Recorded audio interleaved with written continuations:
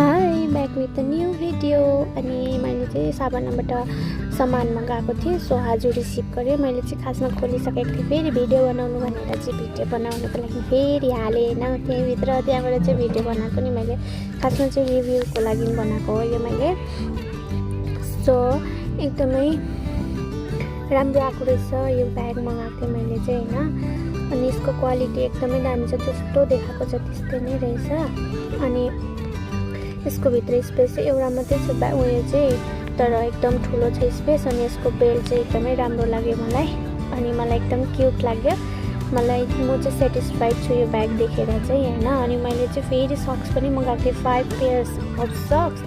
अनि यो सक्स चाहिँ मलाई त्यस्तो आइएम नट सेटिस्फाइड, किनभने मैले यस्तो एक्सपेक्ट गरेको थिइनँ। एकदमै पातला आएको छ। सो तपाईँहरूले चाहिँ यो नमगाउनुहोस् होला भनेर म भन्छु। तर पनि एकदम अब काम चलाउँदा छ, तर पनि मलाई साह्रै यसको क्वालिटी चाहिँ मन परेन। अनि ब्याग चाहिँ मलाई पुरा मन पर्यो। So thank you for watching.